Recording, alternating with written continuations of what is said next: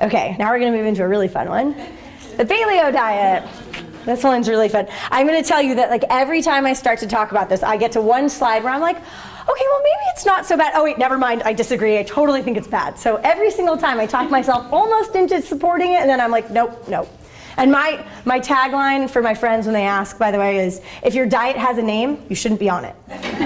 Which I can't trademark because then it would have a name. So this falls into that category. So the paleo diet is based on claims of like, we have diseases of civilization, right? The cavemen, they didn't die of heart disease and cancer. Nope, they died of being eaten by a mastodon at 22. But like, of course, you know, we have to focus on this. So, and that of course is dramatic. You know, they died of other things too, like a paper cut, because they didn't have antibiotics. But this is the idea behind it, is that if a caveman ate it, that's what you can eat too.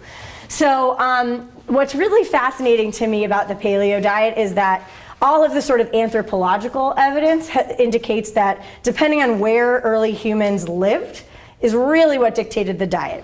And also what part of the Paleolithic era are we talking about? It's a big range. So according to the paleo diet, you're not supposed to eat things like seeds or grains, but there's a lot of evidence to show that this era of humans did actually consume these items. I think that there's tools that have been found, and then literally seeds found in teeth remains. So I don't think it would hold up really at all. So there are factors that also, aside from the fact that I sort of fundamentally think that basing your entire diet and saying that we have diseases of civilization, it's really fascinating, right? Because we have diseases of old age, actually, if you think about it, right? We actually live to old ages, which I think the common age expectancy in this era was like 30. So I am very elderly, according to the paleo, and that's a bummer, right? So we're not the same as our ancestors for a variety of reasons, right? There is, I can't even like list them on, you know, hands and toes here. But our favorite buzzword, the microbiome. We have a very different set of organisms that live within us and sort of contribute to our overall health and disease. And so because of that, we just are not even comparable at all. So sort of saying this and basing a diet off of early human ancestors isn't really the right way to approach it. Also, our food has changed, right? The original sort of like apples and corn, you know, over time they've evolved and changed quite a bit, and they weren't palatable back in the paleo era. So that's one thing. There's all kinds of things we've done over, I mean, we're talking thousands of years to change our food supply. So we just, again, we can't really compare ourselves, and we can't really compare our food supply to then. But all that aside, let's actually talk about the paleo diet, because it comes up a lot. This is more reasons why it's not good. There's evidence to show now that the reason that we have larger brains is because of the simple carbohydrates that we consume. So the paleo diet encourages not consuming these. But it turns out that that's probably how we got our brains, from consuming those. Also, I don't remember what this is talking about at all. That's great. Maximum. Let's see if I have notes about that. I apologize. No clue what I was trying to say here. Nope, no notes. So you can? Can you help me? Thanks. There's studies that show that over the years that we've developed this enzyme that allows us to digest starch more than what would have been seen in the early ancestor days. And so that wouldn't have happened unless it would have been a benefit for our survival. Thank you. That is exactly what that study had to do with it. I just went completely blank. I remember. Versus, you know. Also, but I remember the day I found the study. I just don't remember anything about it. So again, the basic premise, if it wasn't on a caveman's menu, it shouldn't be on yours. So basically what that means is you can consume meat, poultry, eggs, seafood, vegetables, fruit, honey, and nuts. No, not nuts. Tree nuts, not peanuts. Okay. No grains, beans, dairy. You lost me to the end of that list. Refined sugars, caffeine, or alcohol. So, you know, okay, you read that and I'm like, okay, it's not the worst thing, although legumes and whole grains not being on a menu I have a really hard time with. And dairy. Yeah, I have a hard time. See, I literally have the same conversation every single time I get to this slide. Like, well, maybe it's not. Nope, it's bad. It's bad. I shouldn't be, I have no opinion of this. I'm supposed to be standing up here as a neutral deliverer of information. I'm really good at it, can't you tell? So the basic premise is to eat 20 ounces of meat, poultry, or seafood, 12 cups of fruits and vegetables a day. Again, when I get here, I'm like, 12 cups of fruits and vegetables, that's great if we could get people eating fruits and vegetables. I'm totally on board. Oh yeah, no whole grains, no legumes, no dairy. Okay. So the possible benefits, and there are some, right? It's usually lower in calories because basically snack foods are out, right? You're gonna have to snack on bananas, pea pods, like a caveman, you gotta forage, maybe go to the grocery store and forage a bit. It's high in fruits and vegetables, and it can be lower in sodium, and it has a lower glycemic load. So, okay, there are some benefits.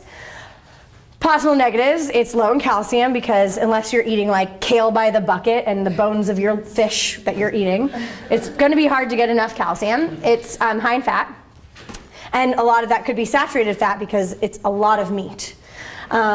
It's really difficult to maintain. I think there is a group of people I can picture who participate in a certain activity that's really associated with the paleo diet, and I think that there is a lot of motivation to maintain that. I actually know somebody who, she posts on Facebook about it a lot, and she buys cricket flour so that she can like bake things that would have flour, but it's made from ground crickets. So like people. Right. And the thing is, like, I think for people who can maintain it, that you have to have a lot of money. Because to be able to, like, consume sort of a regular diet while maintaining this, it's expensive. Like, cricket flour is not cheap, as it turns out. And all kinds of, like, butter substitutes that I see her posting about online that are made from, like, weird animal parts that are not dairy. It's a commitment. I'll say that. And then there are concerns about bone and GI health. So there are these concerns. It's really hard to study the paleo diet. I know. I had that slide up and my friend walked in and was like, I love that picture. Good job. It's really hard to study because it's really hard to maintain the paleo diet. Everyone has slightly different definitions of how to follow it. It's new-ish. I don't want to say it's new because actually you can go back pretty far back into the literature.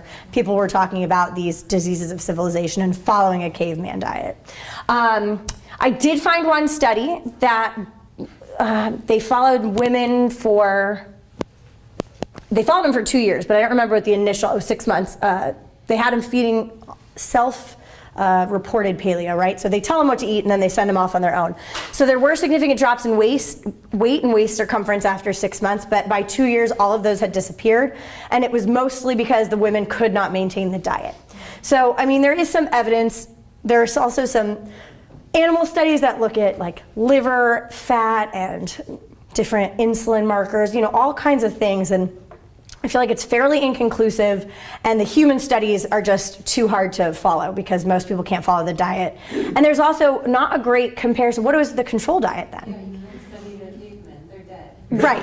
So we can't do that because they died at 20, but like 20,000 years ago, right? Or whatever. I don't know how many years ago. But what's our control diet? Like, do we say, okay, the dietary guidelines is our control diet, the typical American diet? Well, what's that? You know, so it's really hard to have a control group for these studies, and that's there's like one group doing this work because it's so hard to do. Okay, so this is I thought a really good video about the paleo diet it was in rodents. At the University of Melbourne, we conducted a study to test whether these paleo, low carbohydrate, high fat diets, which are very popular now, are beneficial. Do they cause weight loss? We took a cohort of animals that are already obese and have insulin resistance and high blood sugar levels. One group was put on a normal high carbohydrate diet, and the other group was put on a low carbohydrate, very high fat diet, and the fat in that diet was saturated fat, animal fat predominantly. And we followed them for a period of time, 8 weeks, and at the end of it we looked at body weight, we looked at adiposity, fatness, and we looked at glucose metabolism. And what we found was that compared to the normal diet, the animals on the low carbohydrate, high fat, paleo style diet, in actual fact, gained even more weight. Their blood sugar levels were higher, their glucose tolerance was even worse, and we didn't see any benefit whatsoever in any of the metabolic parameters. So what we conclude from our study is that this low carbohydrate, high fat, paleo style diet is not good for your weight, so you put on more weight, and it's not good for your blood sugar levels. So in the long term, for your long-term health benefits, this diet may make things worse and may even tip you in towards diabetes.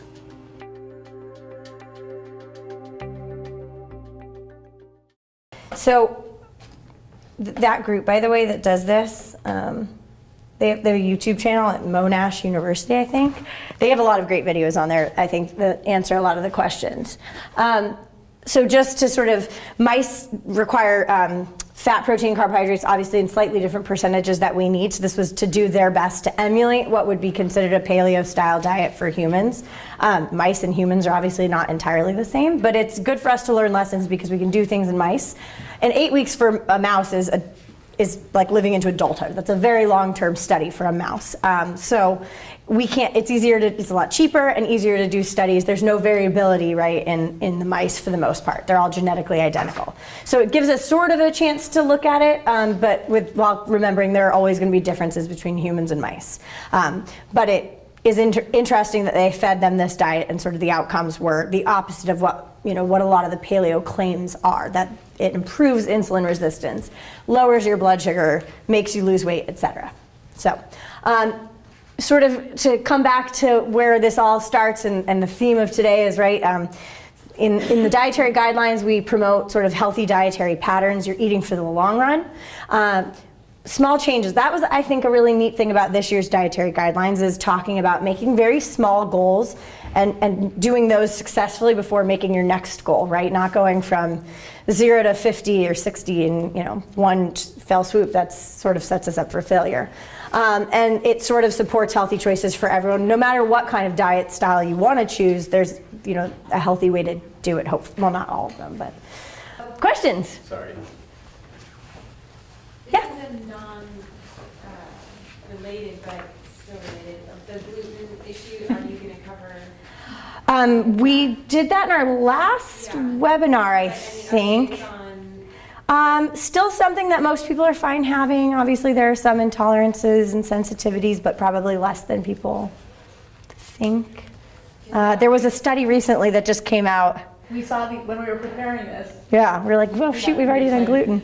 There was a headline on the gluten causes diabetes. Yeah, causes it. So that was fun. No, not consuming gluten. Like going gluten-free causes diabetes. And it was an abstract that was presented at the American, I think it was American Heart, or whatever it was, a meeting recently. The idea was that they were having less fiber. Yeah. They were putting out gluten, so it was like no big shocker. Yeah. The headline was classic. Yeah. That's the only thing new I've seen. Right. I mean, so what was interesting, we just came back from a scientific meeting, experimental biology, and that might have been where it was presented. But there was a session all about sort of like nutrition information and how to sort of get consumers to trust the people they should trust and not trust the people they shouldn't trust, and sort of saying like how the media spins all these headlines. And the one that they used as an example that week was the same week was when the diet soda causes dementia article came out. And the headline is taking like 14 pages of a paper and boiling it down into one sentence that isn't quite actually what the paper was about. So like how do we deal with that? It was kind of an interesting session to basically say like you read these studies and they say something and it's not quite as dramatic as what the headline makes it out to be. And obviously we deal with this every day in our chosen profession. But that kind of reminds me of it, that we see this headline and we're like, oh my God, going gluten-free causes diabetes, what? And then you read it and it's like people who were going gluten-free in these extreme cases were no longer consuming fiber and therefore had higher risk for, so, there's a flair for the dramatic in the press, obviously. Yeah. Just speaking on paleo, and this isn't completely relevant to that, but a lot of paleo dieters are completely obsessed with GMOs as well. And their dietitians, depending on who you talk to, one will be totally against it, one will be like, what is your guys' stance on GMOs? Oh yeah, she has a whole. She was asking about GMOs, which is probably my least favorite topic. Me too.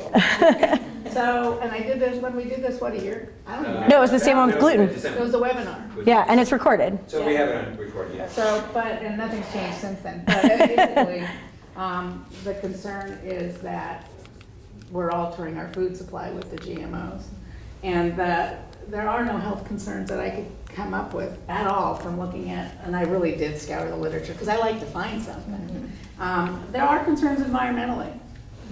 So personally, when I'm looking at the literature, I try to divide it into when I'm talking to a group, when it's talking about nutrition, I could go through and say there's no evidence for any effects on our diet and our health based on our diet.